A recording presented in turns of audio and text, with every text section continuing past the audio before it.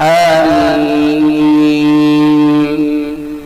تنزيل الكتاب من الله العزيز الحكيم. ما خلقنا السماوات والأرض وما بينهما إلا بالحق وأجل مسمى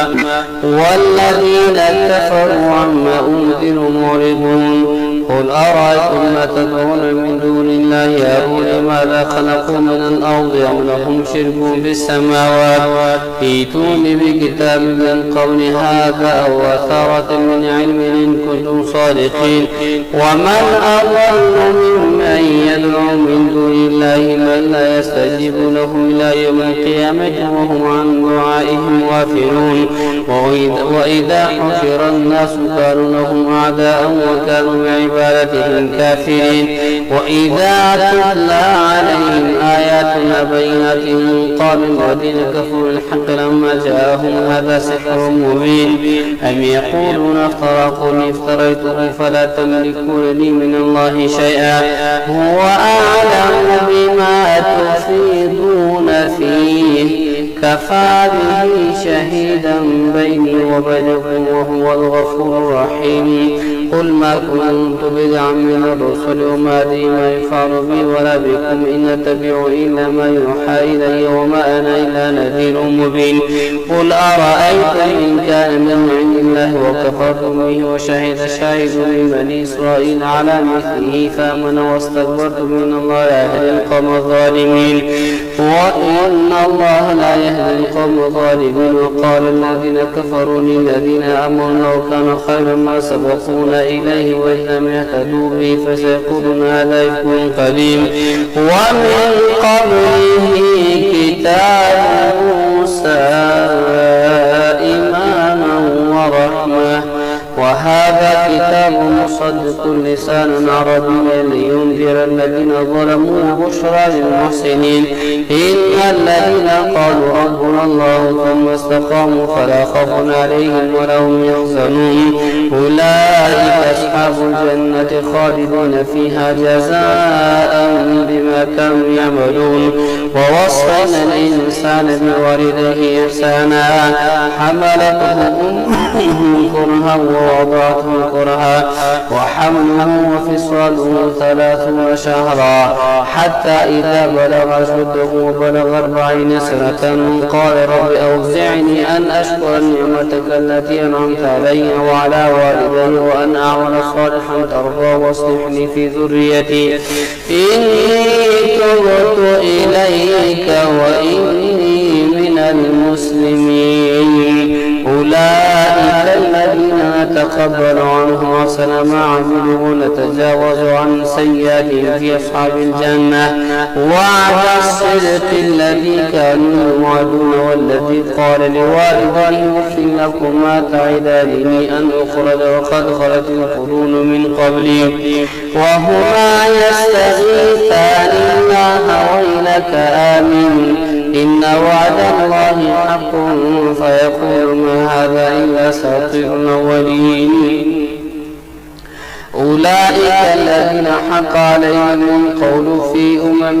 قد خلت من قبلهم من الجن والإنس إنهم كانوا خاسرين. ولكل درجات مما عملوا وليوفيهم أعمالهم وهم لا يظلمون. ويوم يعرض الذين كفروا على النار أذهبتم طيباتكم في حياتكم الدنيا واستمتعتم بها فاليوم تجزون عذاب الهون بما كنتم تستكبرون في الأرض بغير الحق وبما كنتم تفسقون. واذكر أخا عاد إذ أنذر قومه بالأحقاف وقد خلت النذر من بين يديه ومن خلفه ألا تعبدوا إلا الله إني أخاف عليكم عذاب يوم عظيم. قالوا أجئتنا لتأفكنا عن آلهتنا فأتنا بما تعدنا إن كنت من الصادقين. قال إنما العلم عند الله وأبلغكم ما أرسلت به ولكن أراكم قوما تجهلون. فلما رأوه عارضا مستقبل أوديتهم قالوا هذا عارض ممطرنا بل هو ما استعجلتم به ريح فيها عذاب أليم تدمر كل شيء بأمر ربها فاصبحوا لا يرى إلا مساكنهم كذلك نجزي القوم المجرمين. ولقد مكناهم في ماء مكناكم فيه وجعلنا لهم سمعا وأبصارا وأفئدة فما أغنى عنهم سمعهم ولا أبصارهم ولا أفئدتهم من شيء إذ كانوا يجحدون بآيات الله وحاق بهم ما كانوا به يستهزئون. ولقد أهلكنا ما حولكم من القرى وصرفنا الآيات لعلهم يرجعون. فلولا نصرهم الذين اتخذوا من دون الله قربانا آلهة بل ضلوا عنهم وذلك يفترهم ما كانوا يفترون. وإذ صرفنا إليك نفرا من الجن يستمعون القرآن فلما حضروه قالوا أنصتوا فلما قضي ولوا إلى قومهم منذرين. قالوا يا قومنا إنا سمعنا كتابا أنزل من بعد موسى مصدقا لما بين يديه يهدي إلى الحق ولا طريق مستقيم. يا قومنا أجيبوا داعي الله وآمنوا به يغفر لكم من ذنوبكم ويجركم من عذاب أليم. ومن لا يجب داعي الله فليس بمعجز في الأرض وليس له من دونه أولياء أولئك في ضلال مبين. أولم يروا أن الله الذي خلق السماوات والأرض ولم يعي بخلقهن بقادر على أن يحيي الموتى بلى إنه على كل شيء قدير. ويوم يعرض الذين كفروا على النار أليس هذا بالحق قالوا بلى وربنا قال فذوقوا العذاب بما كنتم تكفرون. فاصبر كما صبر أولو العزم من الرسل ولا تستعجل لهم كأنهم يوم يرون ما يوعدون لم يلبثوا إلا ساعة من نهار بلاغ فهل يهلك إلا القوم الفاسقون. الذين كفروا وصدوا عن سبيل الله أضل أعمالهم والذين آمنوا وعملوا الصالحات وآمنوا بما نزل على محمد وهو الحق من ربهم كفر عنهم سيئاتهم وأصلح بالهم ذلك بأن الذين كفروا اتبعوا الباطل وأن الذين آمنوا اتبعوا الحق من ربهم كذلك يضرب الله للناس أمثالهم. فإذا لقيتم الذين كفروا فضرب الرقاب حتى إذا أثخنتموهم فشدوا الوثاق فإما منا بعد وإما فداء حتى تضع الحرب أوزارها ذلك ولو يشاء الله لانتصر منهم ولكن ليبلو بعضهم ببعض الذين قتلوا في سبيل الله فلن يضل أعمالهم سيهديهم ويصلح بالهم ويدخلهم الجنة عرفها لهم. يا أيها الذين آمنوا إن تنصروا الله ينصركم ويثبت أقدامكم والذين كفروا فتعصوا لهم وضل أعمالهم ذلك بأنهم كرهوا ما أنزل الله فأحبط أعمالهم. أفلم يسيروا في الأرض فينظروا كيف كان عاقبة الذين من قبلهم دمر الله عليهم وللكافرين أمثالها ذلك بأن الله مولى الذين آمنوا وأن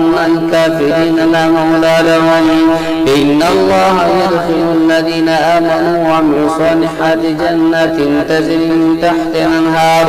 والذين كفروا يتمتعون ويأكلون كما تأكل الأنعام والنار مثوى لهم. وكأي من قرية هي أشد قوة من قريتك التي أخرجتك أهلكناهم فلا ناصر لهم. أفمن كان على بينة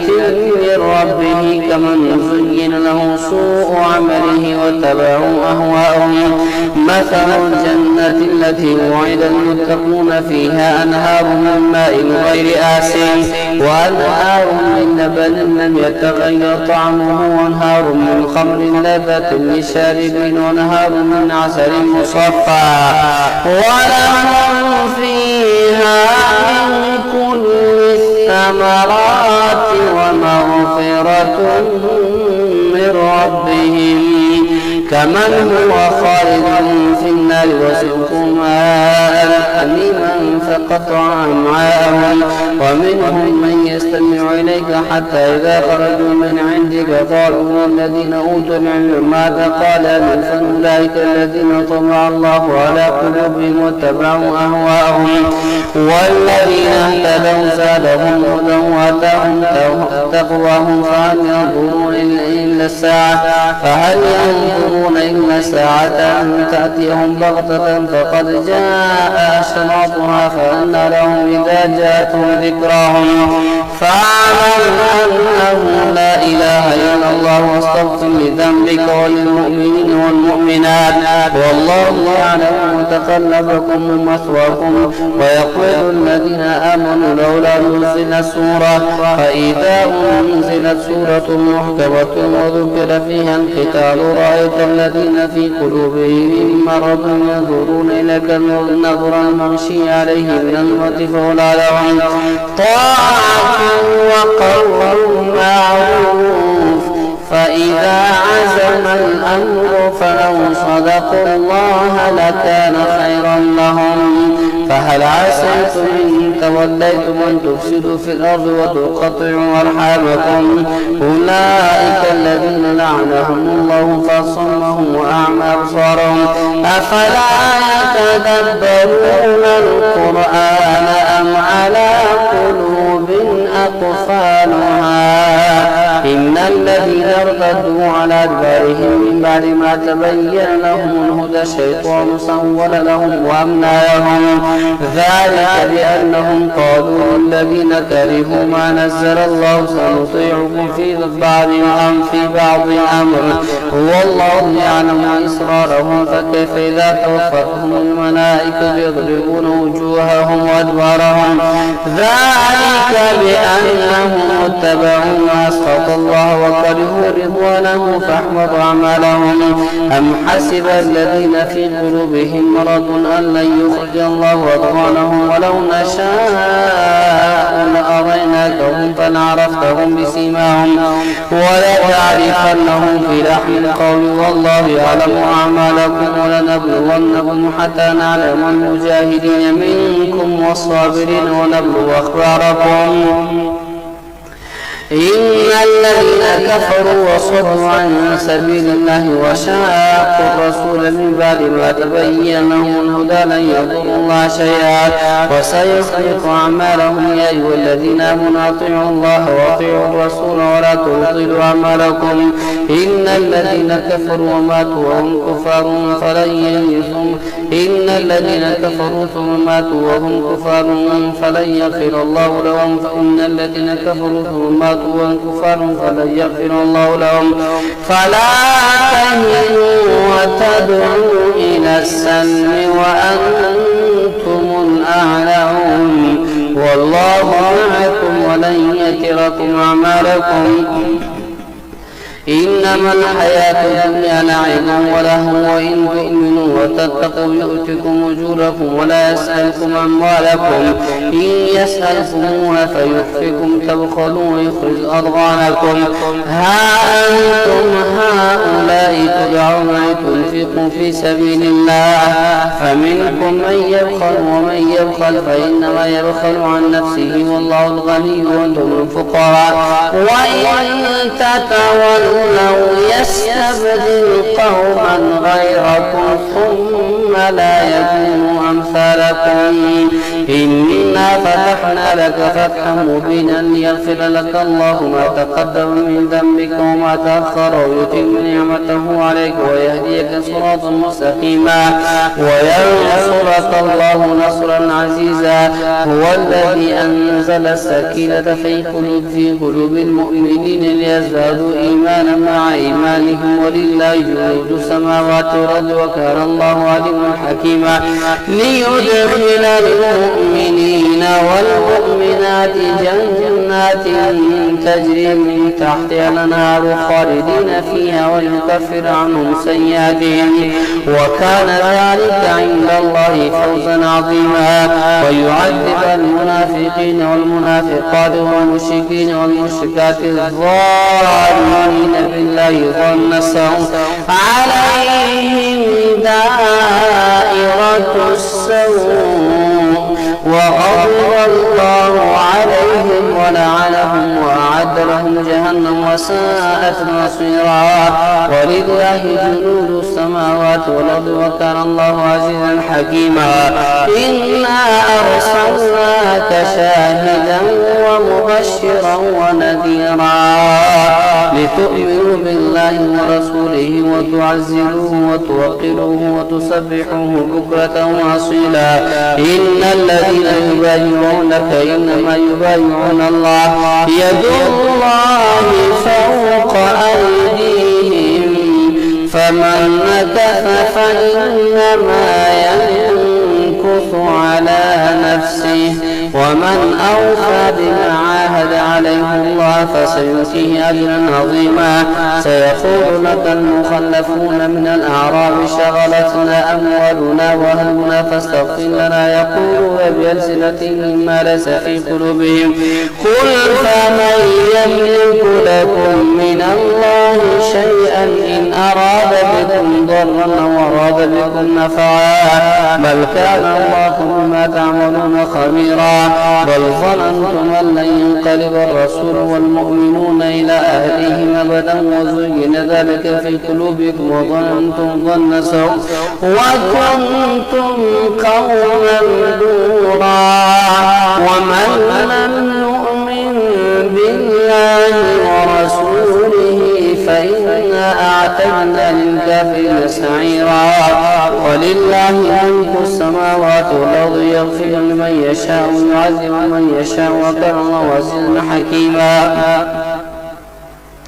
ولله ملك السماوات والأرض يغفر لمن يشاء ويعذب من يشاء وكان الله غفورا رحيما سيقول المخلفون إذا انطلقتم إلى مغانم تأخذوها ذرونا نتبعكم يريدون أن يبدلوا كلام الله قل لن تتبعونا كذلكم قال الله من قبل فسيقولون بل تحسبوننا بل كانوا ينكرون إلا قليلا قل للمخلفين من الأعراب ستدعون إلى قوم أولي بأس شديد تقاتلونهم وهم مسلمون فإن تطيعوا يؤتكم الله أجرا حسنا وإن تتولوا كما توليتم من قبل يعذبكم عذابا أليما ليس على الأعمى حرج ولا على الأعرج حرج ولا على المريض حرج ومن يطع الله ورسوله يدخله جنات تجري من تحتها الأنهار ومن يتولى يعذبه عذابا أليما إن الذين كفروا كفروا وصدوا عن سبيل الله ثم ماتوا وهم كفار فلن يغفر الله لهم. لقد رضي الله عن المؤمنين إذ يبايعونك تحت الشجرة فعلم ما في قلوبهم فأنزل السكينة عليهم وثابهم فتحا قريبا ومغانم كثيرة يأخذونها وكان الله عزيزا حكيما. وعلكم الله مغانم كثيرة تأخذونها فعجل لكم هذه وكف أيدي الناس عنكم ولتكون آية للمؤمنين وهديكم صراطا مستقيما وأخرى لم تقدروا عليها قد أحاط الله بها وكان الله على كل شيء قديرا. ولو قاتلكم الذين كفروا لولوا الأدبار ثم لا يجدون وليا ولا نصيرا. سنة الله التي قد خلت من قبل ولن تجد سنة الله تبديلا. وهو الذي كف أيديهم عنكم وأيديكم عنهم ببطن مكة من بعد أن أنصركم عليهم وكان الله بما تعملون بصيرا. هم الذين كفروا وصدوكم عن المسجد الحرام والهدي معكوفا أن يبلغ محله ولولا رجال مؤمنون ونساء مؤمنات لم تعلموهم أن تطؤوهم فتصيبكم منهم معرة بغير علم ليدخل الله في رحمته من يشاء لو تزيلوا لعذابنا الذين كفروا منهم عذابا أليما. إذ جعل الذين كفروا في قلوبهم الحمية حمية الجاهلية فأنزل الله سكينته على رسوله وعلى المؤمنين وألزمهم كلمة التقوى وكانوا حق بها وكان الله بكل شيء عليما. لقد رضي الله وكان الله بكل شيء عليما. لقد صدق الله رسوله الرؤيا بالحق لتدخلن المسجد الحرام إن شاء الله آمنين محنقين رؤوسكم مقصرين لا تخافون فعلم ما لم تعلموا فجعل من دون ذلك فتحا قريبا. هو الذي أرسل رسوله بالهدى ودين الحق ليظهره على الدين كله وكفى بالله شهيدا. محمد رسول الله والذين معه أشداء على الكفار رحماء بينهم تراهم ركعا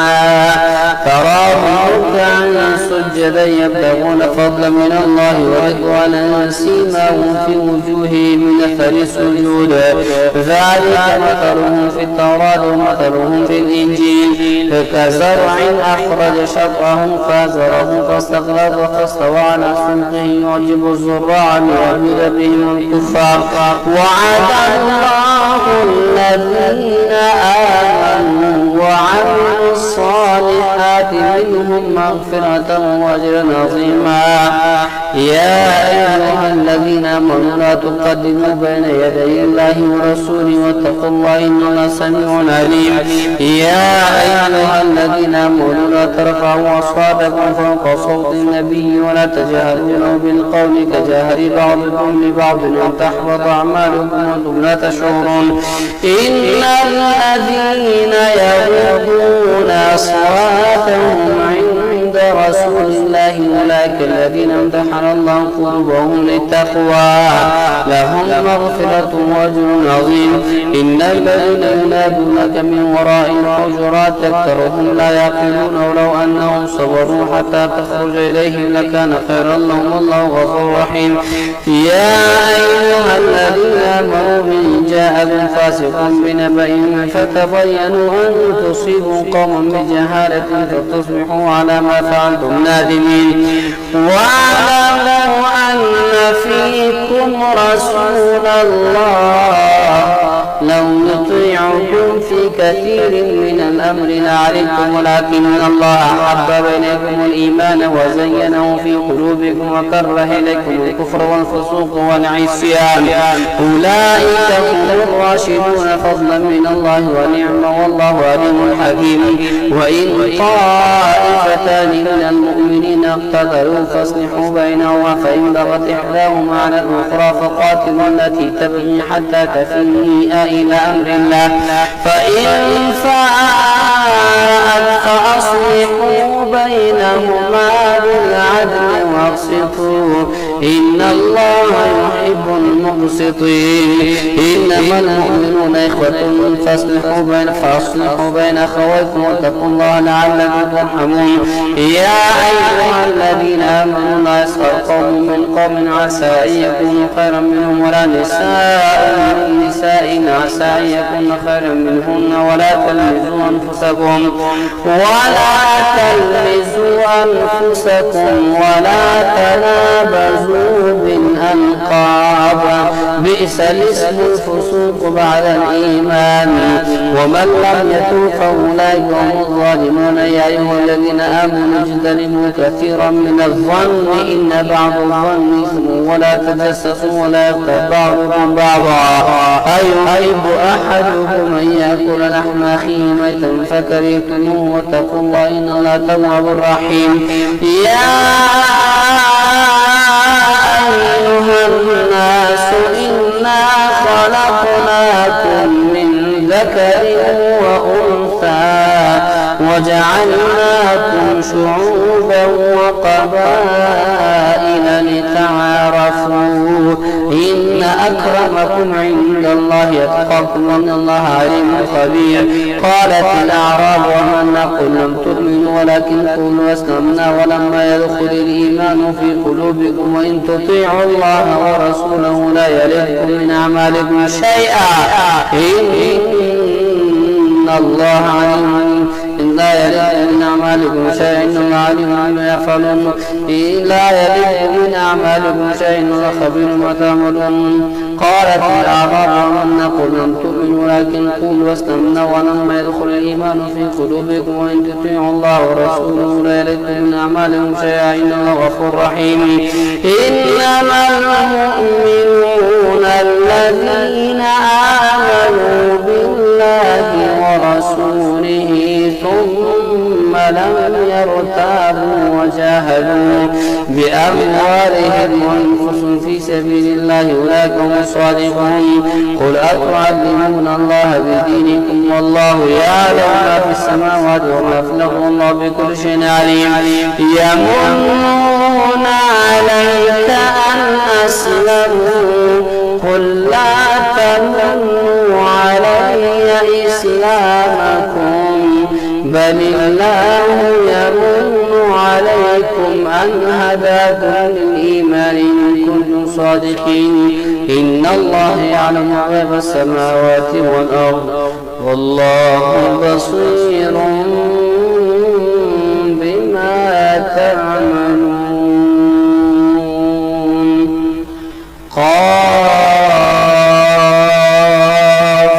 والقرآن المجيد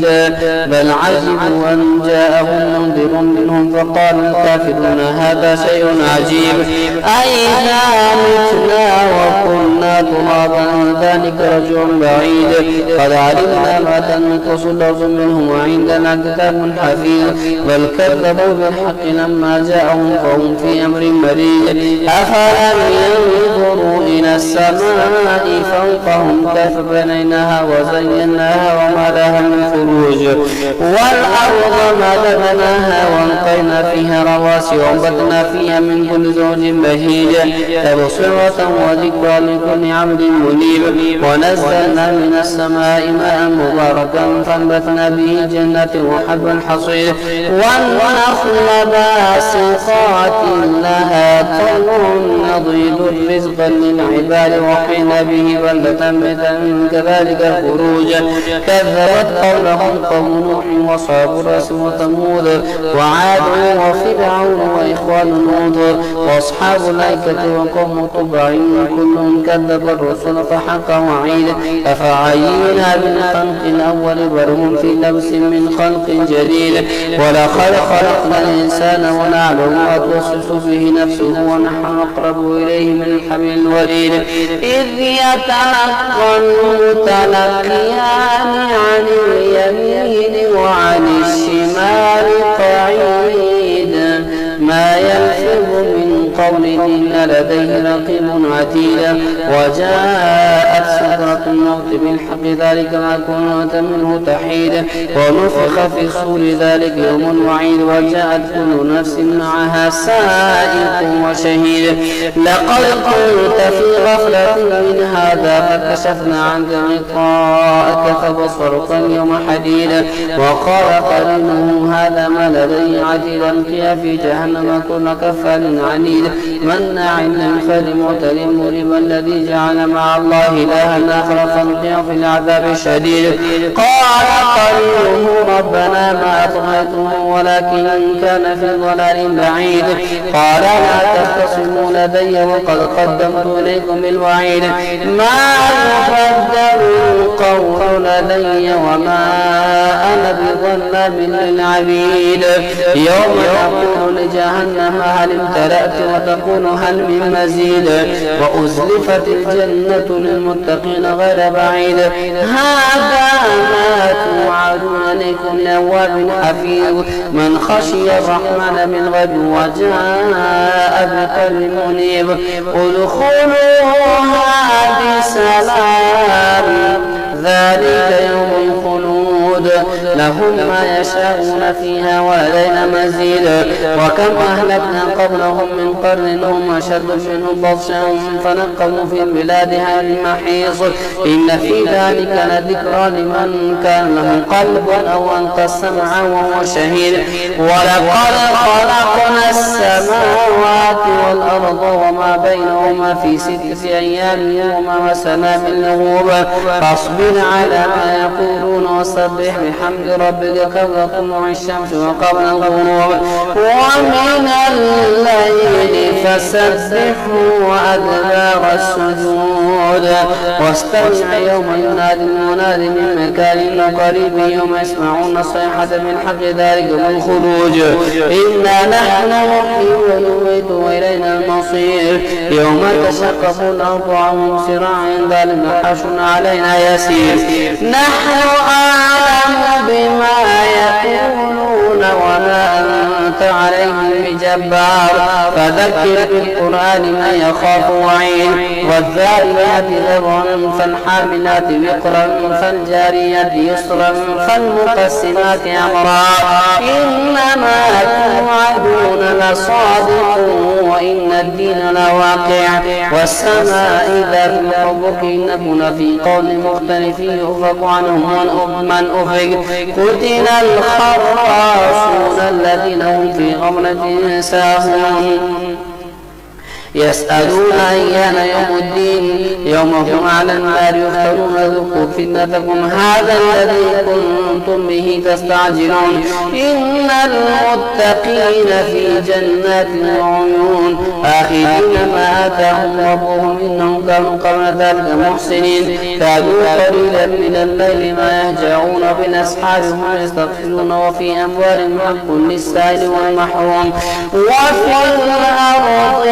آيات للموقنين وفي أنفسكم فلا تبصرون وفي السماء رزقكم وما توعدون فورب السماء والأرض إنه لحق مثل ما أنكم تنطقون هل أتاك حديث ضيف إبراهيم المكرمين إذ دخلوا عليه فقالوا سلاما قال سلام قوم منكرون فراغ إلى أهله فجاء بعجل سمين فقربه إليهم قال ألا تأكلون فأوجس منهم خيفة قالوا لا تخف وبشروه بغلام عليم فأقبلت امرأته في صرة فصكت وجهها وقالت عجوز عقيم قالوا كذلك قال ربك إنه هو الحكيم